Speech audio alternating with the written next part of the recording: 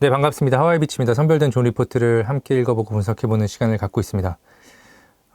시작하기 앞서서 매수매도 추천은 아니라는 점 말씀을 드리고요. 오늘 가져온 기업은 FNF인데 7월 29일 날 대규모로 DB금융투자, 그리고 하나투자증권, 그리고 LS증권, 그리고 미래에셋, 뭐 SK증권 외에도 더 많은 데에서 리포트를 내셨는데 제가 일단 5개만 가져와 봤는데 간략하게 제가 좀 말씀을 드리면 그 FNF에 대한 어떤 중요한 포인트들을 좀 잡고 어떤 거를 팔로우 해가면 좋을지 체크를 해봤으면 좋겠어요. 그리고 퀀트K 가서 최근에 이제 요거부터 먼저 시작을 하면 7월 17일 날 그 투자 판단 관련 주요 경영 사항이라고 해서 디스커버리 관련된 요 이제 라이센스를 중국하고 동남아 요 지역에 대해서 독점 라이센스를 취득한 거를 이렇게 이제 공시를 했습니다. 그래서 이게 7월 25일이었나 17일이죠. 계약 체결이 17일이고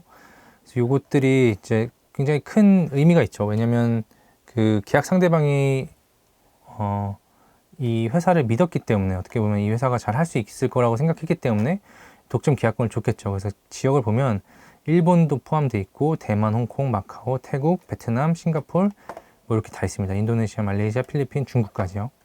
그래서 이것들이 어떤 작용을 해줄지 가 가장 큰 포인트가 될 것 같아요. FNF는. 근데 이제 그 리포트를 쓰신 분들께서 그 제목을 단 걸 보면 아까 이 분위기랑 좀 다르게 여기서는 이제 구체화된 디스커버리 중국 진출 계획이라고 했고 그리고 야속한 시장 환경이라는 뭔가 왜 그러지? 이런 생각이 들 정도로 이렇게 제목을 좀 강하게 적어 놓으셨어요. DB금융투자. 그래서 LS증권 같은 경우는 증권 같은 경우는 경기가 너무 어렵다. 그리고 미래에셋은 내수 둔화 영향 지속. 그리고 SK 같은 경우는 불안한 실적 흐름 지속. 지금 하나투자증권을 제외하고는 다들 그 톤 자체가 이렇게 긍정적이지만 않습니다. 그래서 하나를 같이 읽어보고 그 다음에 같이 이제 포인트를 찾아볼게요. FNF는 2분기 매출액이 이렇게 나왔다. 영업이익이 이렇게 나왔는데 지금 YOY로도 좀 이렇게 기대치를 하회했죠. 당사 전망치 920억 부합하는 수준을 기록했고 내수 소비 부진과 MLB 브랜드에 대한 브랜드력 하락으로 국내 내수 매출이 전반적으로 부진했다. 중국 성장률도 기대치에 미치지 못했다. 그러니까 중국 쪽에서 성장은 하지만 성장률이 기대치 못 미쳤고 내수 쪽에서 부진이 일어났다. 이걸 얘기하는 겁니다.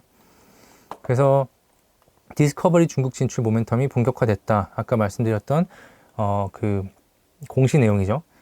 근데 보시면 올해 상해 1호점 오픈을 시작으로 2025년에는 30개 점포, 2025년 말까지 100개 점포를 출점할 계획이다.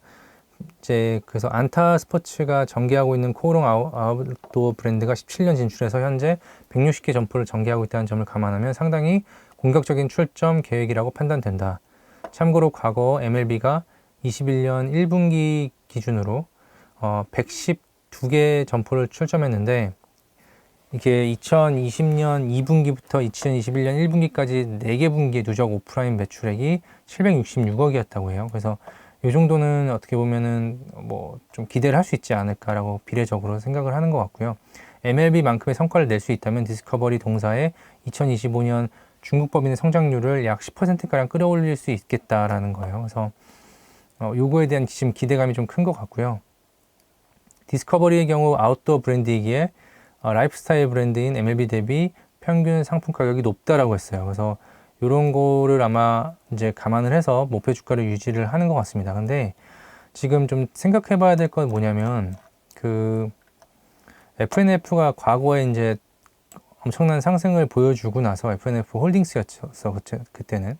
근데 그 뒤에 이제 꺾이기 시작한 게 국내 쪽이 꺾이면서 같이 꺾였거든요. 그래서 국내가 판매가 좀 덜 되면서 중국 쪽의 성장률이 뭐 예상보다 뭐 많이 나오고 안 나오고 보다 국내 쪽에서 꺾이니까 중국에 대한 기대감도 좀 꺾이기 시작했었어요. 그래서 그것들을 다른 투자증권에서 이제 투자회사 다른 리서치 기관에서 이제 말씀을 해주시고 있습니다.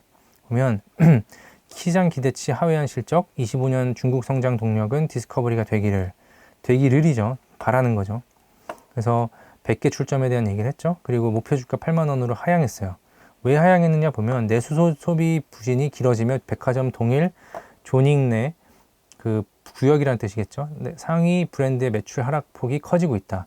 MLB는 하반기에도 내수 및 면세 부진이 예상되고 10% 이상 전년 동기비 매출 감소가 예상된다. 그래서 국내에서 잘 안 팔리기 시작하면 사실 이게 좀 중국에서의 성장세와 별도로 어떤 그 밸류에이션이나 이런 투자자분들의 어떤 센티멘트가 굉장히 좀 하향될 수 있기 때문에 디스커버리의 성장이 굉장히 중요하지만 국내에서의 또 어떻게 보면 F&F의 성장세도 굉장히 중요합니다. 근데 지금 한번 보셔야 될 게 과연 내수가 부진인가에 대한 조금 생각을 해볼 수 있을 것 같아요. 왜냐하면 내수가 부진인 거는 맞지만 아마 F&F가 정말 전성기를 누릴 때 그때 당시와 비교했을 때 지금 소비하는 패턴, 그러니까 의류를 소비하는 패턴 자체가 조금 변하지 않았나라는 생각을 한번 가져봤으면 좋겠어요. 그거를 이제 다음 거에서 한번 보시면 여기서도 같은 얘기를 합니다. 경기가 너무 어렵다. 그래서 여기 이제 국내 내수가 안 좋다는 거예요. MLB 전 채널에서 역성장이 불가피할 전망이다. 근데 이 역성장이 왜 불가피할까라는 생각을 좀 하면서 리포트를 같이 읽어보면 좋을 것 같은데 그런 내용이 직접적으로 나오진 않습니다. 그런데 아마 여기 이제 내수 둔화 영향, 확장 전략 방향성은 유효하지만 속도가 관건이다. 이게 이제 디스커버리 쪽 속도가 더 나와야 된다라는 얘기가 이제 이게 나오는 거예요. 그래서 보시면 요 SK증권 쪽에서 한 얘기를 좀 보면 성장 모멘텀 부재, MLB 중국의 성장률이 감소하고 있고 MLB 국내 부문도 부진한 실적을 이어가고 있다라고 했습니다. 그나마 디스커버리가 국내 의류 산업 내에서 아웃퍼폼 중이지만 매출액은 전년 동기 대비 감소했다. 그러니까 디스커버리 자체도 국내 쪽에서 감소하고 있다는 얘기죠. 그래서 MLB 중국 부문 매출이 나홀로 성장을 이어가고 있지만 동사는 올해 연말 기준 목표 매장 수를 기존 1200개에서 1100개로 수정하여 제시했다.